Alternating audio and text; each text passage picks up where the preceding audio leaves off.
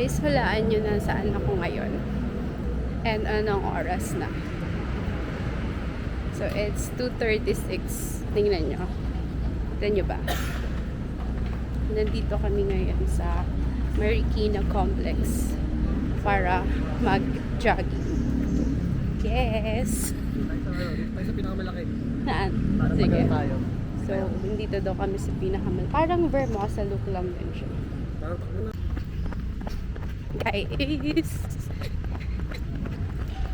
Ang goal natin, mga 5 kilometer lang. Maganda pala mag-jogging kapag madaling araw.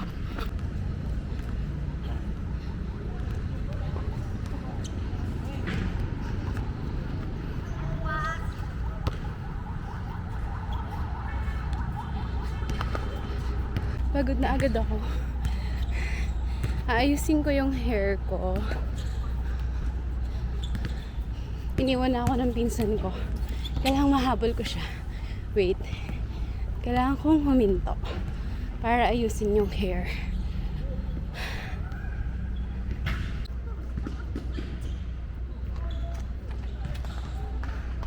Workout pause.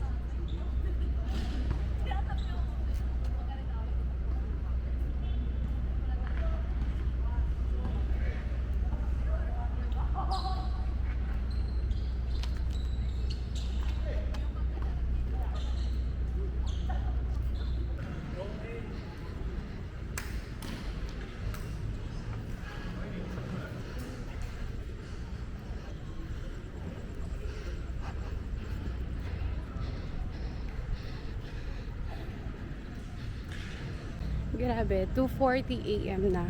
And sobrang dami pa rin gising dito. So if you were asking why I'm still awake, ganito yung usual na work ko kasi before. But now, I'm unemployed. But I recently just quit my job. Kaya, I'm here doing this thing. Naantay ko yung pinsan ko para may kasabay ako. Hindi ko alam kung saan na siya napunta. Antayin ko siya dito.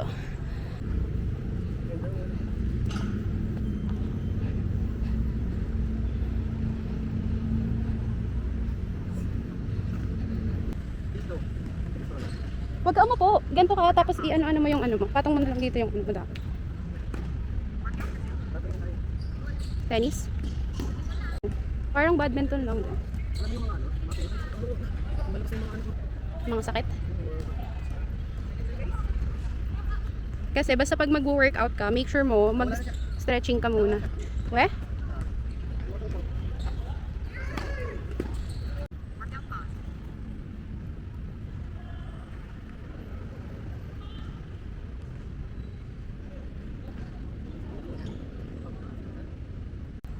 .69 kilometer pa lang kami. And it's 3 AM already. Alam nyo ba, ang dami pa rin nagwo-workout dito. May mga nagba-badminton pa. And then may nagte-tennis, may nagba-basketball. And ang ganda dito kasi yung lapag niya, sobrang lambot. Inisip ko nga kanina, bakit parang ang sarap sa paa? Yung ano pala mismo, yung lapag niya is malambot. Papakita ko sa inyo. Parang sa usual complex lang din naman siya. Pero ewan ko dito, bakit malambot siya.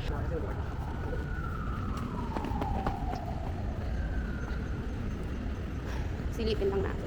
Lalabas kami saglit kasi yung parking kasi dito is wala siyang parking mismo dun sa complex or hindi lang namin alam kung saan. Kaya dun kami nag-park sa may McDo. Sisilipin lang namin kasi may mga nang scratch daw dito ng car. Kaya ayun. What? Oh my gosh! What if?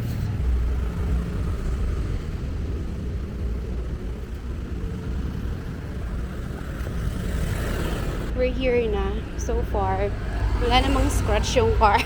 Chine-check ng pinsan ko kung meron. So clear. Wala. Dito lang siya malapit sa McDonald's.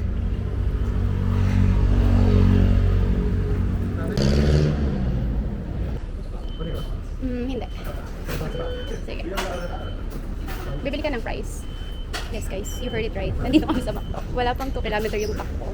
And then we're here kasi daw baka abutan kami ng traffic. So, wag niyong tutularan yung mga ganitong nagja-jogging. Nag-jogging from Cavite to Marikina and then ng 2 kilometers para kumain sa McDo.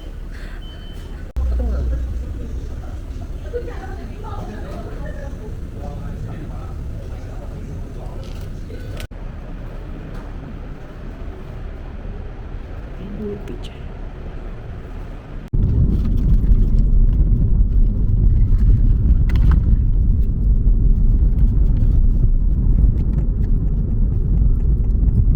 I'm back home.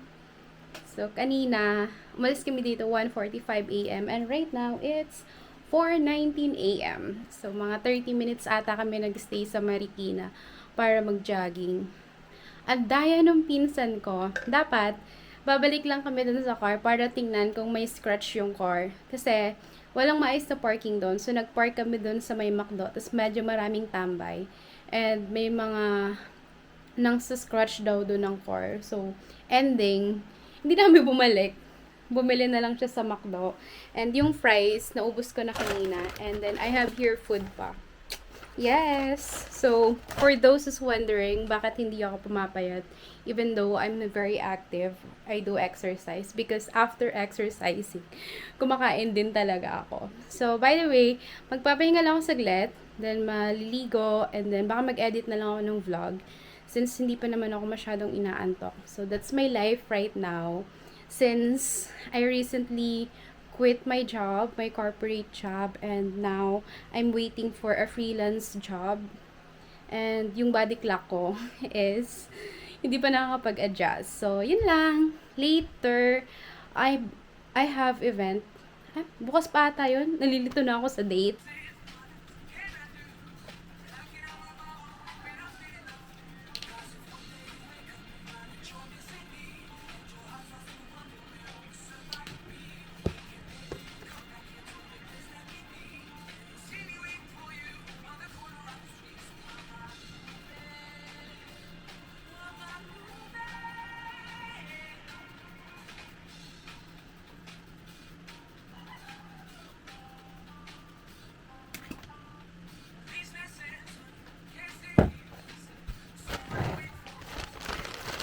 May price.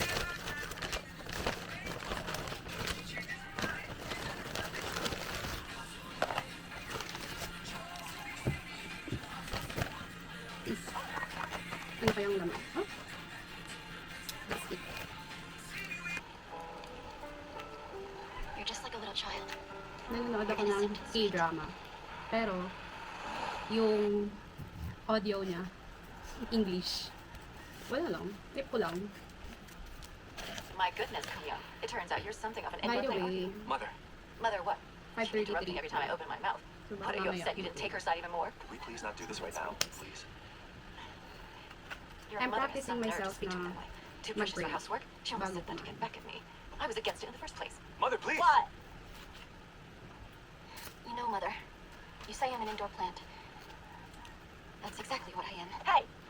It's true. I grew up in the safety of a greenhouse and cared for like the most precious thing in the world. So for my parents' sake, I'm asking if you could please be gentle with me. I don't like to see them cry.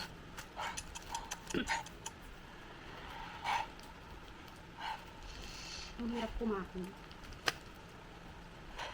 I didn't send her to college just to Yes. ladle soup. She's never You had an give issue speaking up, so why can't she stand up to his mother? I'm gonna use my Why'd hands. you do it? You couldn't stand it, could you? I want to show she has parents too. Parents that support her. So you wanted to send a message. You certainly held back. I kind of expected you to call it off right there. I wanted to 1,000 times over. But I couldn't hurt a girl like that. She loves this Gusto ko boy. ipakita yung table And ko she's sa more inyo than good pero enough for sobrang him. dumi. But anyways, No doubt about it. siguro end ko na I'm yung vlog ko gonna help dito. you do this. I'm Thank going you to handle again. all of it. I'm Bye-bye. going to make sure that family could never say her Dari